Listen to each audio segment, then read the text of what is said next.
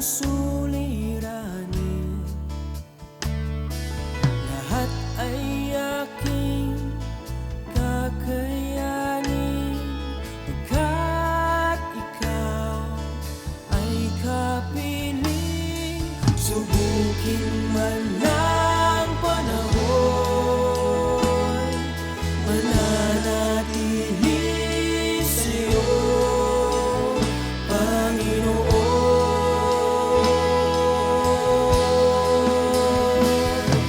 Walang alinlangang maglilingkod, walang pangambang sa'yo ay susunod.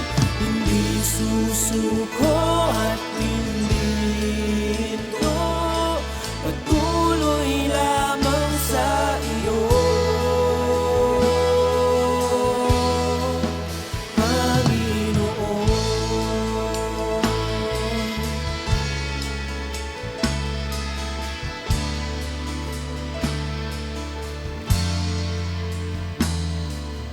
Ikaw ang aking paglilingkuran, kahit saan dalhin.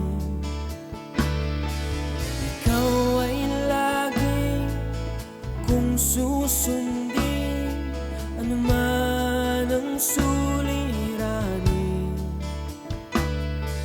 lahat ay aking kakayanin, pagkat ikaw ay kapiling. Subukin man ng panahon, mananatili sa'yo, Panginoon.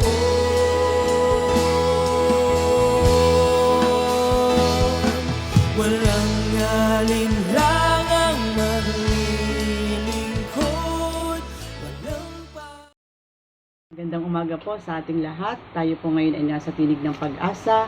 Ako nga po pala si Pastor Irene Lugmao Magluyan ng Calapan Oriental, Mindoro. Tayo po ngayon ay mag-aaral muli ng salita ng Diyos at samahan niyo po ako at alam ko po at nananampalataya ko in my heart na bago po matapos ang programang ito, tayo po ay pagpapalain ng Diyos. Tayo po ay tuturuan ng Panginoon sa pamamagitan ng kapangyarihan ng Banal na Espiritu. At binabati ko nga po pala ang aking mga co-pastors kung saan man po sila naroroon, ang aking po mga kaibigan, mga mahal sa buhay, co-workers ng magandang umaga. Sige po, bago po tayo tuluyang magsimula sa oras na ito, tayo po muna ay mananalangin. Samahan niyo po ako. Father, in the name of Jesus and by the power of the Holy Spirit, patuloy po akong dumudulog sa iyo. Salamat o Diyos for this opportunity o God na muli makalapit sa iyong trono ng pagpapala. Lord, salamat o God dahil alam ko po na patuloy mo kaming sasamahan at ikaw magbibigay ng karunungan, kaalaman sa iyong lingkod. Sapagkat Lord, sa iyo po ako nagtitiwala ng lubusan. Kung ano man po nakikita mong pagkukulang namin o God, Lord, forgive us and cleanse us by your blood. Gawin mo po kaming holy and acceptable sa iyong harapan sa umagang ito at patuloy naming maranasan ang pagsama mo at ang kapangyarihan ng Banal na Espiritu. Marami pong salamat sa iyo po ang lahat ng pagtitiwala, lahat ng papuri. Tanggapin mo sa pangalan ni Jesus. Amen and amen. So praise God. Sige po, tayo po ay magsisimula sa umagang ito. Sige po, makibukas po kayo sa akin sa Psalms 24 verse 3. Ito po yung ating theme verse for this month of March. Na patuloy natin pinag-aaralan. Sabi po dito, Psalms 24 verse 3, Who shall ascend the hills of the Lord, and who shall stand in His holy place? So sabi nga po doon, sinong aahon sa bundok o burol ng Panginoon, at sinong tatayo sa kanyang dakong banal? So, praise God. Dahil sabi nga ay ang lugar na ito po ay isang pag sinabing hill of the Lord, it is a holy presence. Symbolizing a holy presence of God. At ito po ay sinasabi ni David, ini-explain po dito ni David na sabi nga po dito, David emphasizes that those who want to worship and serve God and receive His blessings must be pursuing a pure heart and a righteous life. Po. So, binibigyan nga diin dito ni David na kung sino man daw po yung gustong magpuri o sumamba sa ating Diyos o maglingkod sa ating Panginoon, makatanggap ng mga pagpapala mula sa Kanya. Kinakailangan po nating magpatuloy, na magkaroon po tayo ng pusong dalisay or pusong pure sa harapan ng Diyos. At magkaroon din po tayo ng buhay na kalugod-lugod sa ating Panginoon. Sabi po doon, cleanse hands are hands free from external acts of sin. So pag sinabi pong cleanse hands, ito po yung kailangan ay free tayo. Sa mga panlabas na ginagawang kasalanan. So sabi din po dito, who has the right to go up the Lord's hill? Sino daw po ba talaga yung may karapatan na umakyat doon sa burol ng ating Panginoon? Who may enter His holy temple? At sino yung makakapunta sa kanyang holy temple? So sabi nga po doon, di ba sa verse 4, mababasa natin, ito po yung kasagutan sa katanungan na ito. Sabi doon, those who are pure in act and in thought. O sa iba pong translation, ang sabi doon, sa Holy Bible, he who has a clean hands and a pure heart, who do not worship idols or make false promises. So ito lang daw po yung mga tao na pwedeng pumunta doon sa holy place ng Panginoon. Yung mga tao na merong malinis na puso, yung dalisay na mga gawa at yung kanilang kaisipan ay sabi nga po doon ay pure. Meron po silang malinis na mga kamay and a pure heart. Ayun. Hindi sila nag-worship sa idols, hindi sila sumasamba sa mga Diyos-Diyosan. Isa sila sa makakapasok sa holy temple ng Diyos. Ang sabi din po doon ay who do not make false promises. Yan, hindi sila gumagawa ng mga hindi totoong mga pangako, yung hindi sila nangangako sila tapos hindi nila susundin.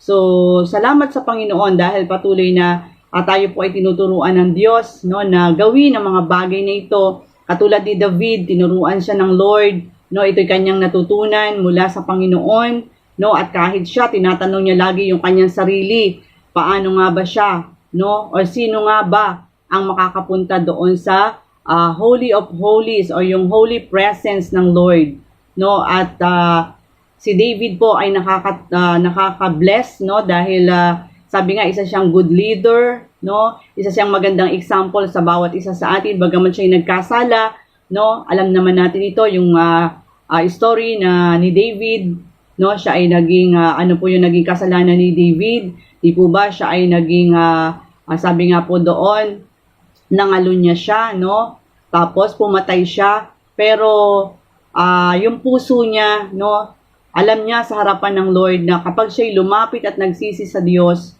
dahil naramdaman niya na nung siya'y nasa kasalanan, napakahirap dahil hindi niya maramdaman yung presence ni God.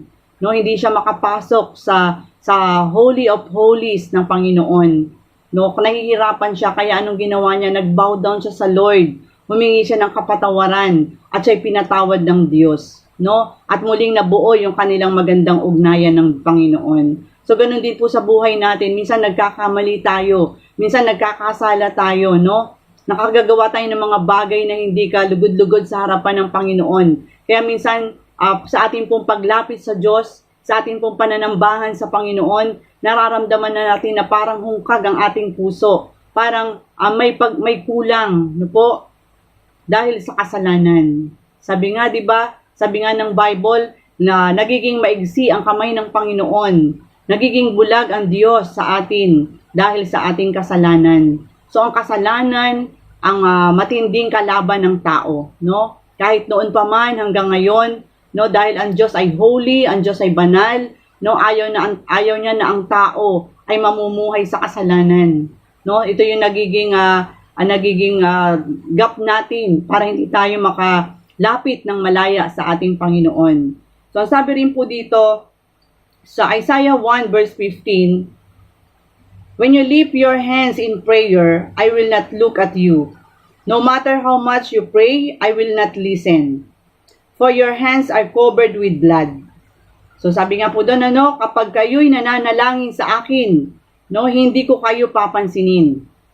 Kahit na kayo'y manalangin ng manalangin, hindi ko kayo pakikinggan, sapagkat marami marami na ang inyong pinaslang, rather.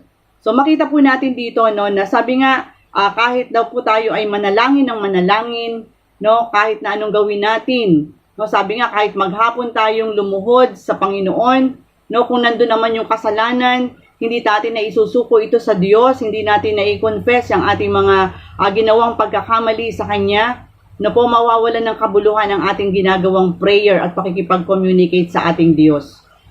Ang nais ng Lord, bago po tayo lumapit sa Kanya, sa Kanyang kabanal-banalan, i-humble muna natin ang ating sarili. I-confess natin yung ating mga nagawang sin sa Kanyang harapan upang tayo malayang makalapit sa Kanya. Ang sabi rin po ng Isaiah 33 verse 15, ngunit maliligtas kayo kung tama ang sinasabi ninyo at ginagawa. Huwag ninyong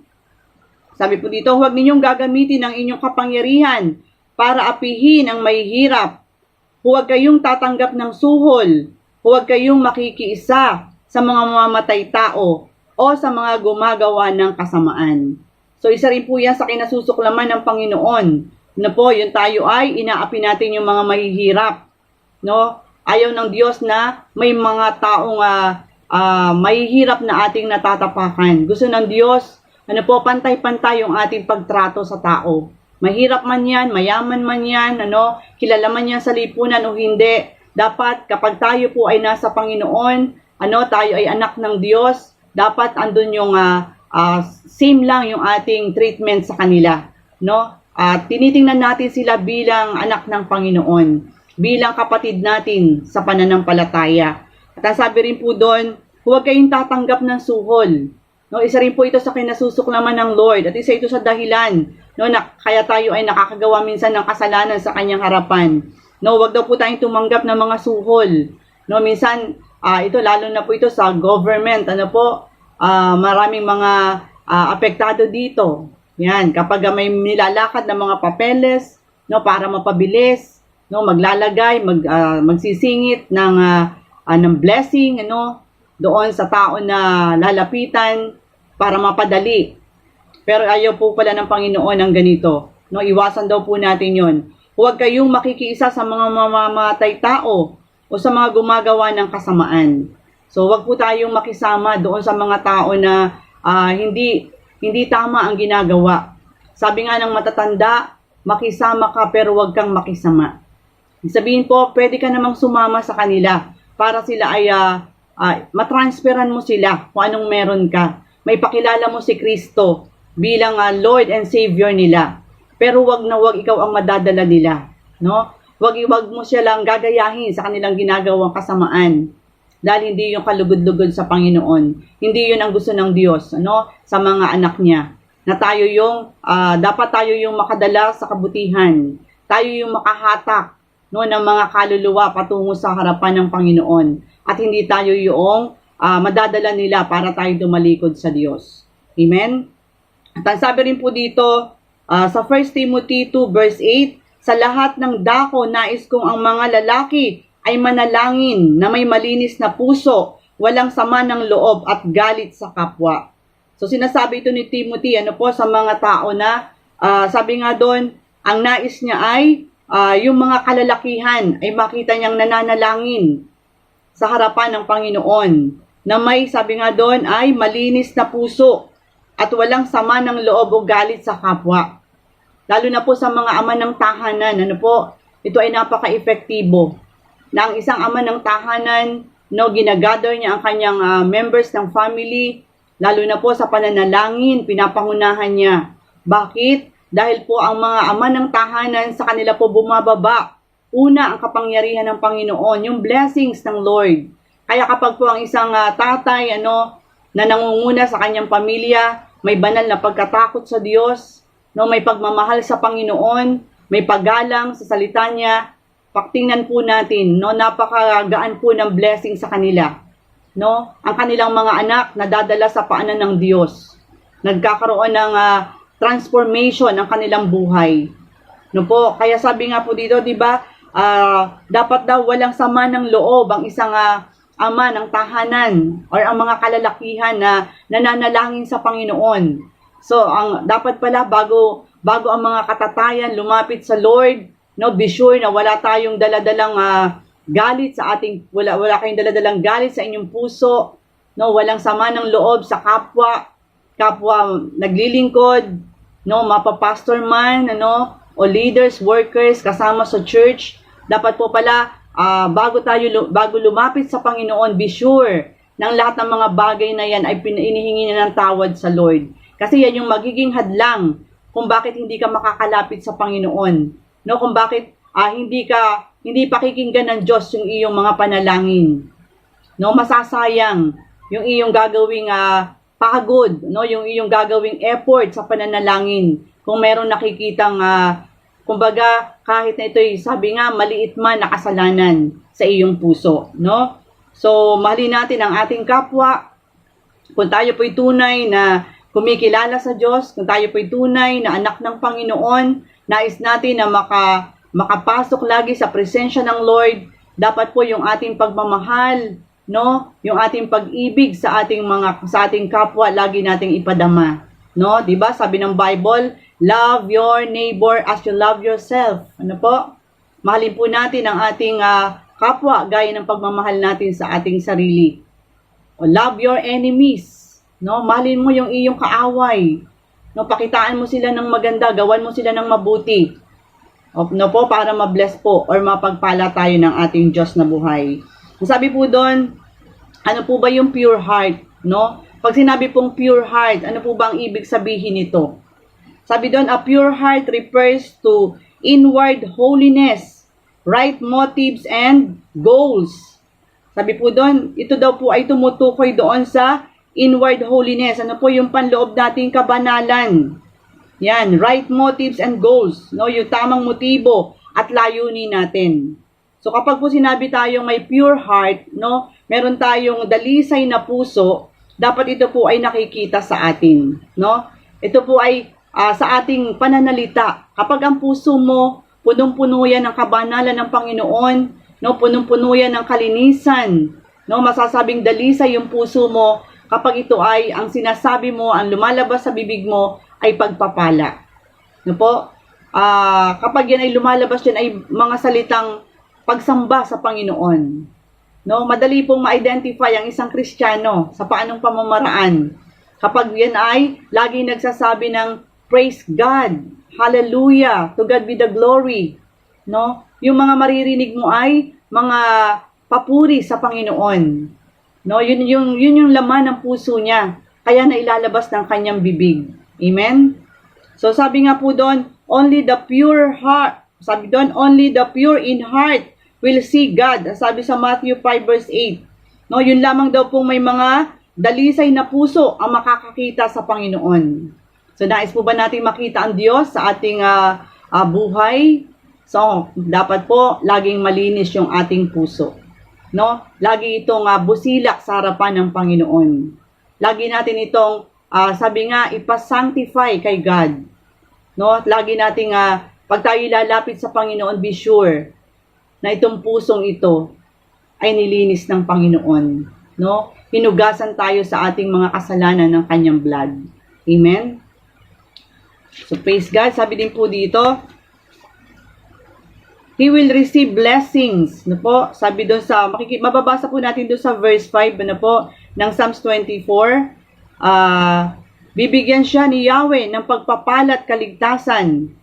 Ipahahayag siya ng Diyos na walang kasalanan. So ito po yung favor, no, na makukuha natin sa Panginoon. No? Kapag po tayo ay merong pure heart, ano po, and pure and clean hands. Yon, yung pabor ng Diyos, makakatanggap po tayo ng pagpapala. No, blessing upon blessings. Ang sabi doon, kaligtasan or salvation. Totoo naman po 'yon, 'di ba? Kapag po tayo ay malinis sa harapan ng Panginoon, no, nagiging pagpapala po tayo sa maraming tao. Even yung mga mahal natin sa buhay na hindi pa nakakilala sa Lord, no? Pwede natin silang matransferan eh. No, kung kung anong meron tayo. Pwede nating ipakilala si Jesus sa kanila kasi nakikita nila yung pagbabago sa ating buhay. Na po, nakikita na nila na ibang-iba ka na kumpara sa dati. Bakit? Dahil meron ka ng Kristo sa iyong puso at nananahan sa iyo yung pusong dalisay, yung pure heart. Kaya naman ang lumalabas sa bibig mo ay nagiging pagpapala sa mga nakakarinig. Amen? So isa yan sa favor, o pabor ng Diyos na ating mararanasan kapag tayo po ay patuloy na ginagawa ang kalooban ng Panginoon. At ang sabi doon, pagkampi ng Diyos, mararanasan natin ang Lord laging nasa side natin. At pwede natin sabihin na, Lord, salamat. Totoo ang iyong salita. No? If God is in me, who can be against me? Kapag ang Diyos sumasa atin, sino ang laban sa atin? No, pwede natin sabihin, Lord, I can do all things through you who strengthens me. No, magagawa natin ang lahat ng bagay sa pamamagitan ni Kristo na nagbibigay sa atin ng kalakasan. Amen? Praise God. Sabi po dito, He will receive blessings. Those who receive blessings from the Lord are those who seek Him with clean hands and a pure heart. So, sabi po doon, sila na makakatanggap ng pagpapala mula sa Panginoon. Sino po sila? Yung nagsisik kay God, Yung hinahanap lagi ang Panginoon sa kanyang buhay. At sabi nga doon, syempre lagi nating kaakibat yung malinis na kamay at malinis na or dalisay na puso. Sabi po dito, who do not worship idols. Isa rin po ito sa kasi yung title po natin, di ba? Who may enter His holy temple. Yun po yung ating title. At ang una natin ay yung those who are pure in act and in thought. Po? Ang number 2 natin ay who has a clean hands and a pure heart. And ang number 3 ay who do not worship idols.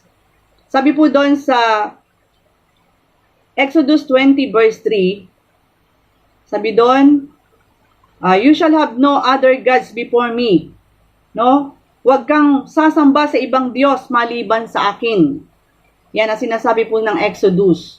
Dahil sabi nga doon, para makapasok ka sa presence ni God, para maka-enter ka sa kanyang holy temple, dapat hindi ka nag-worship sa mga idols.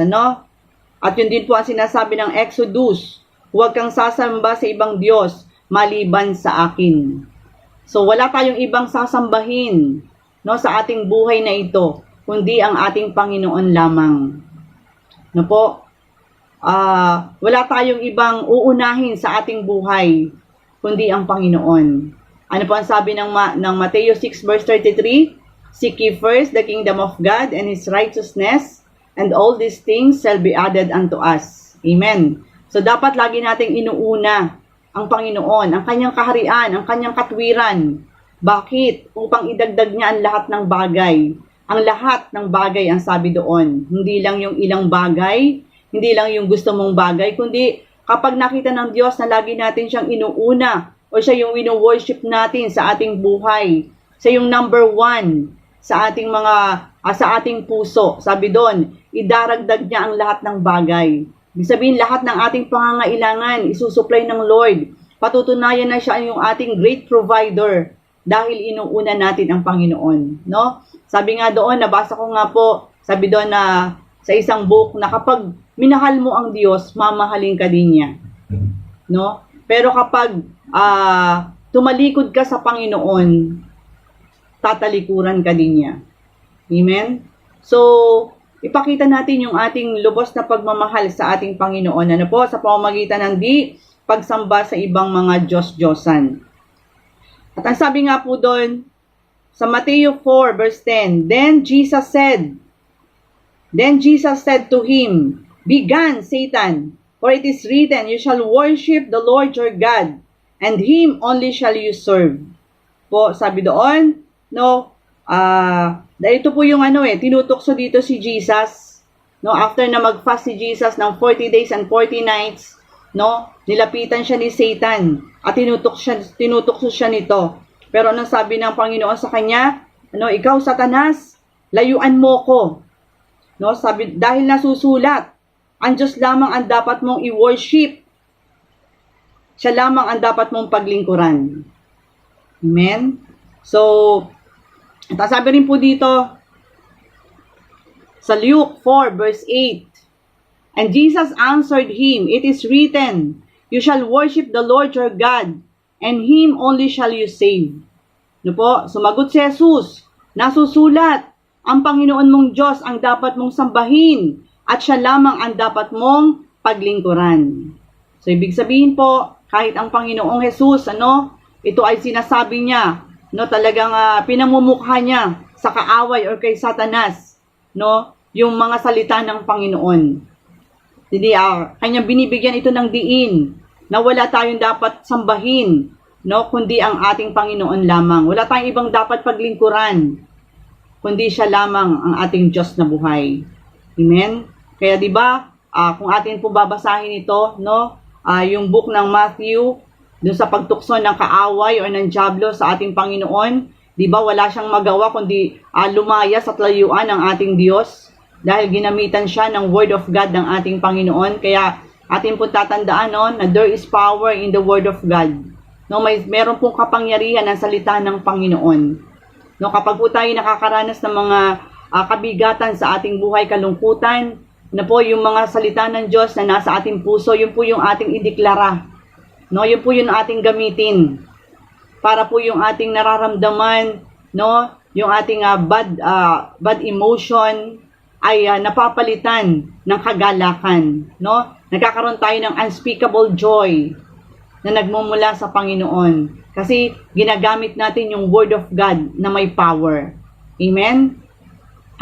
Kung tayo po ay nabibigatan, meron po tayong pinagdadaan ng mga suliranin o problema sa ating buhay, sa ating maaring sa ating kasama sa bahay, maaring sa ating mahal sa buhay na malayo sa atin, napaka-powerful po ng Word of God.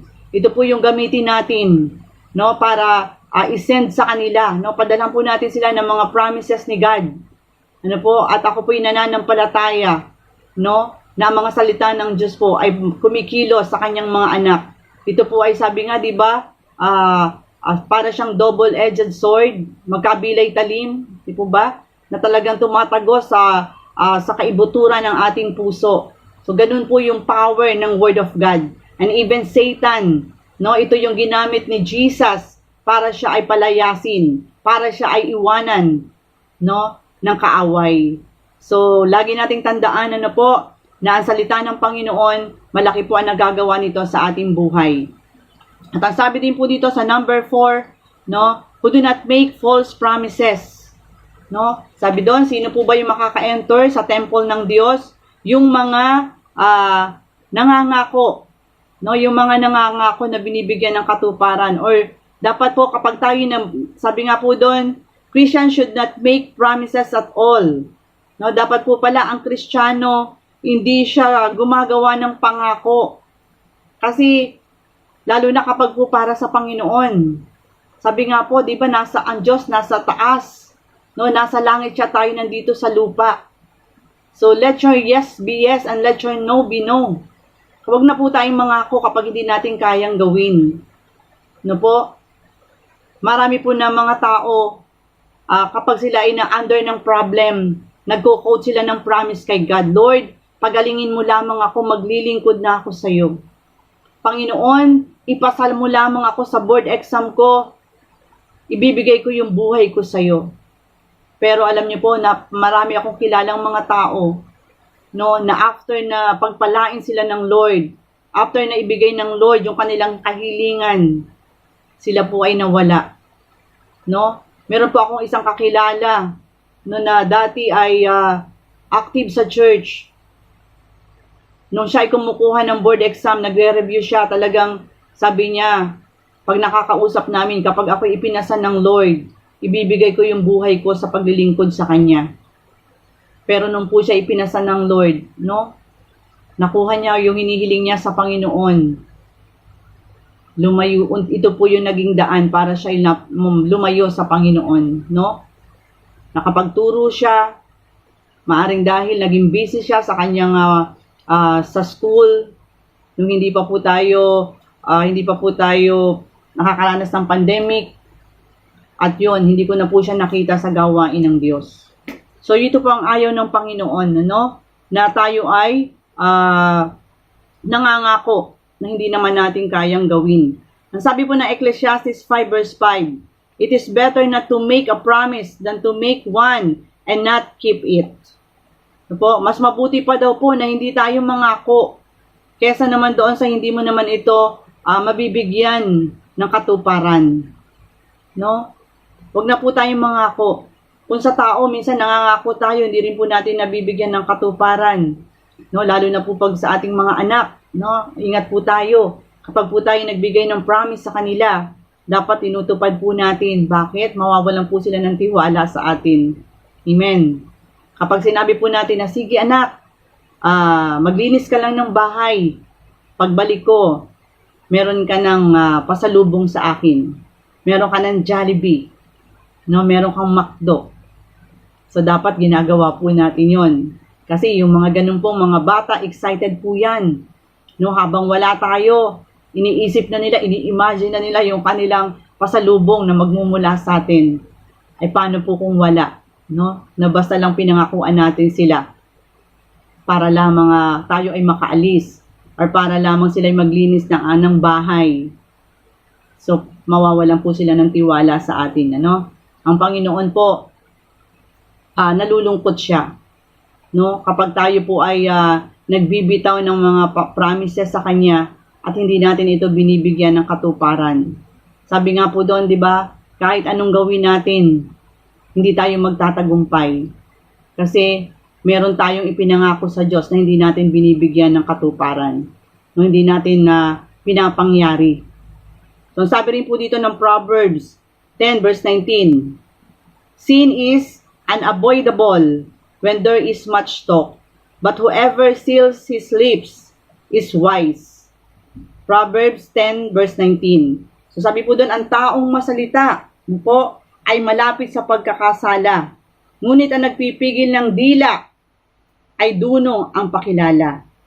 So sabi po doon, more talks, more mistakes. Po, kapag marami yung iyong sinasabi, marami yung iyong binibitawang pananalita, marami yung mga pangako mo na sinasabi sa ating Panginoon, ano po, mag-ingat po tayo dahil tayo ay prone sa kasalanan. No, kung hindi natin ito mabibigyan ng katuparan, tayo po ay magkakasala. Kaya sabi doon, ano po, dapat pinipigil natin ang ating dila.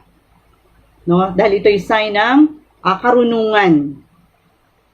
Hindi po masama na tayo ay manahimik paminsan-minsan. Ang pananahimik po ay hindi ibig sabihin talunan ka. Lalo na po kung may mga discussion na ginagawa, no? Minsan po, sabi nga ito ay ang sign ng karunungan. Hindi po natin kailangan na lagi tayong bida sa usapan. Kung kinakailangan po tayong manahimik, manahimik po tayo upang marinig natin yung sinasabi o yung boses ng Panginoon. Amen?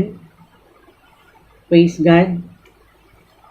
So, purihin po ang Diyos sa umagang ito at ako po'y nananampalataya na sa atin pong ilang minuto natin pong pagsasama-sama dito po sa ating ginagawang pag-aaral ng salita ng Panginoon ay nawa po ay tayo po ay may natutunan na po sa tulong ng banal na Espiritu at ako po ay nananampalataya na ang lahat ng ating pong ginagawa para sa Diyos ay hindi po nawawalan ng kabuluhan. Tayo po ay manalangin sa oras na ito.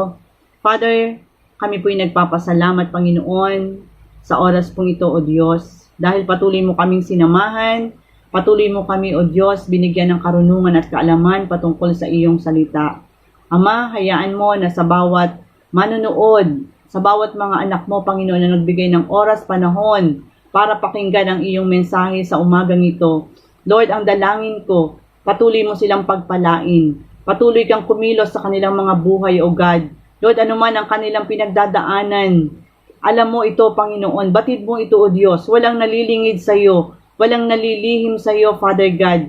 Even ang aming buhok, Panginoon, bilang mo ito, O Diyos. Ganun ka ka-powerful, Panginoon. Ganun ka kapangyarihan. Kaya Ama, abutin mo ang iyong mga anak sa oras na ito. Lord, sino man po, Panginoon, ang may sakit karamdaman, pagalingin mo sila, O Diyos, dahil ang pangako mo sa mga latay mo, Lord, nagsigaling na kami, O God. At ang sabi mo rin, Panginoon, sa John 14:14, we can ask me for anything in your name and you will do it, O God.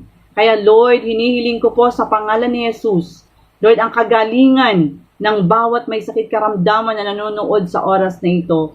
Lord, pagpalain mo siya at patuloy, Lord, hallelujah, na maranasan niya ang himala na kagalingan na nagmumula sa iyo. Lord, patibayin mo pa ang kanyang faith sa iyo, God, at patuloy siya, Panginoong, lumakad ng may kabanalan, may malinis na puso, O God, dalisay sa iyong harapan. Sa ganon, Panginoon, Lord, malaya siyang makalalapit sa iyo.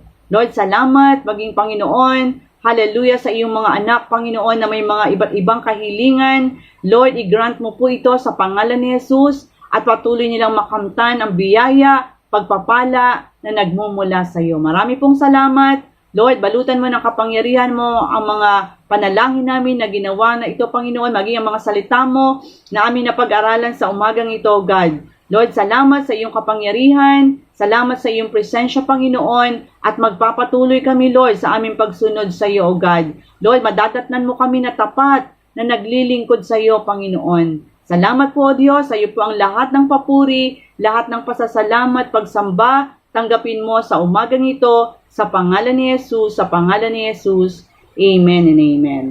So muli po, magandang umaga sa bawat isa, at salamat po sa inyong panunood. At hayaan niyo po na muli sa darating po na Friday ay kayo po ay inaanyayahan naming manood ng live streaming na ito na kung saan ang ating Panginoon lamang pong Jesus ang itinataas. Salamat po. God bless us all. Mabuhay and good morning. Salamat.